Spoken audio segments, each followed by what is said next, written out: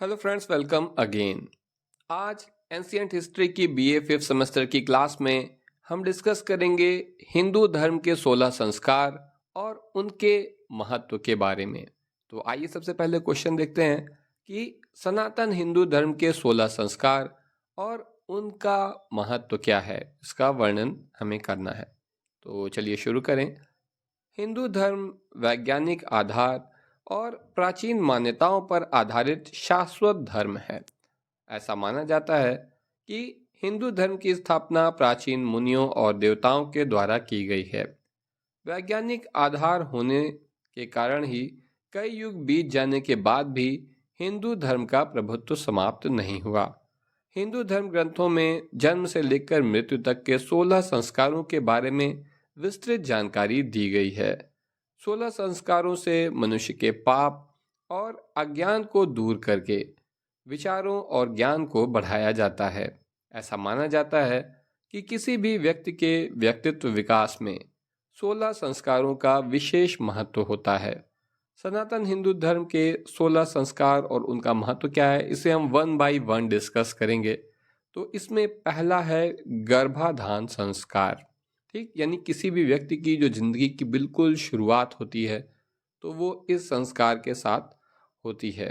विवाहित स्त्री जब शुद्ध विचारों और शारीरिक रूप से स्वस्थ होकर गर्भ धारण करती है तब उसे स्वस्थ और बुद्धिमान शिशु की प्राप्ति होती है। इस संस्कार से हिंदू धर्म यह सिखाता है कि विवाहित स्त्री पुरुष का मिलन पशुवत न होकर अपनी वंश वृद्धि के लिए होना चाहिए। तो ये हो गया आपका पहला संस्कार, जिसका नाम है गर्भाधान संस्कार। दूसरा है पुंसवन संस्कार। पुंसवन संस्कार क्या है? विवाहित स्त्री और पुरुष के मिलन से जब स्त्री गर्भ धारण कर लेती है, गर्भ की रक्षा के लिए स्त्री और पुरुष मिलकर प्रतिज्ञा लेते हैं कि वह ऐसा कोई काम नहीं करेंगे जिससे गर्भ को नुकसान हो। देखो यहाँ पर गर्भ गलत लिख गया है, आप वाह की जगह भा कर दीजिएगा, गर्भ को नुकसान हो। यानी कि पति पत्नी जो होते हैं वो ये शपथ लेते हैं कि वो ऐसा कोई काम नहीं करेंगे जिससे उनके आने वाले बच्चे को किसी भी किस्म का नुकसान हो। ठीक, तो ये हो गया आपका पुंसवन संस्कार। तीसरा है सीमंतोन्नयन संस्कार। सीमंतोन्नयन संस्कार क्या है? इस संस्कार को गर्भ धारण करने के बाद 30 या 2 महीने में किया जाता है। 30 दिन या 2 महीने में किया जाता है। एक संस्कार का मुख्य उद्देश्य गर्भ की शुद्धि करना है। इस संस्कार के द्वारा गर्भ में पल रहे बच्चे के अच्छे गुण, स्वभाव और कर्मों का विचार किया जाता है। इन सब के लिए गर्भ में पल रहे बच्चे की माता को उसी प्रकार व्यवहार करना चाहिए। चौथा है जात कर्म संस्कार। शिशु के जन्म के बाद इस संस्कार को किया जाता है। यह संस्कार गर्भ में उत्पन्न दोषों को खत्म करने वाला होता है।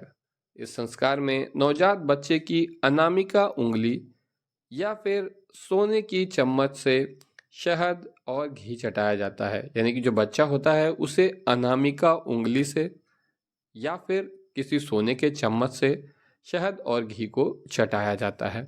ऐसा माना जाता है कि घी आयु बढ़ाने वाला और पित्त व वात का नाशक होता है और शहद कफ नाशक होती है। तो आयुर्वेद के हिसाब से सभी बीमारियां किन चीज़ों से होती है? पित्त से, वात से या कफ से। तो घी जो है वो पित्त और वात का नाशक है, जबकि शहद कफ का नाशक है। पांचवा है नामकरण संस्कार। शिशु के जन्म के बाद नामकरण संस्कार किया जाना बहुत जरूरी है। किसी पंडित या ज्योतिष के द्वारा बच्चे का नाम सुझाया जाता है। उसके बाद उस बच्चे के नए नाम से सभी लोग उसके सुख समृद्धि की कामना करते हैं। यानी जो नाम रखा गया है वो नाम लेकर सभी लोग जो है, घर के बड़े या जो भी लोग हैं, वो उसकी सुख समृद्धि की कामना करते हैं। छठा है निष्क्रमण संस्कार। शास्त्र ज्ञाताओं के द्वारा बताया गया है कि इस संस्कार से बच्चे की आयु की वृद्धि की कामना की जाती है। यह संस्कार जन्म के चौथे या छठे माह में किया जाना चाहिए। सातवां है अन्नप्राशन संस्कार। अन्नप्राशन संस्कार के द्वारा बच्चे के उन सभी दोषों का नाश हो जाता है जो दोष माता के पेट में रहते हुए शिशु में आ जाते हैं। इस संस्कार के माध्यम से नवजात बच्चे को पहली बार अन्न खिलाया जाता है और उसकी लंबी आयु की कामना की जाती है। हाँ, हमें याद है कि मेरी भांजी का अन्नप्राशन संस्कार हुआ था, तो उसमें क्या होता है कि मामा जो होते हैं वो उसे पहली बार खीर या कोई ऐसी चीज़ खिलाते हैं। तो अन्नप्राशन संस्कार, मुंडन संस्कार, इसमें ये तो आप लोग जानते ही होंगे अच्छी तरह से कि इस संस्कार को वपन क्रिया संस्कार, मुंडन संस्कार या चूड़ा कर्म संस्कार कहा जाता है। इस संस्कार में बच्चे के पहले वर्ष के अंत में या तीसरे, पांचवें, सातवें यानी कि किसी भी ऑड नंबर वाले या विषम विषम बोलते हैं हिंदी में, तो किसी भी विषम साल में पहले, तीसरे, पांचवें या सातवें वर्ष में पूर्ण होने पर बाल उसके उतारे जाते हैं, यानी बाल पूरे कटा दिए जाते हैं। इस संस्कार का मुख्य उद्देश्य शिशु को बल, आयु, तेज प्रदान करना होता है। फिर 9वां है कर्णवेधन संस्कार। इस संस्कार में बच्चे के कान छेदे जाते हैं। इस संस्कार को शिशु के जन्म के बाद 6 माह से लेकर 5 वर्ष की आयु तक के बीच में किया जाता है।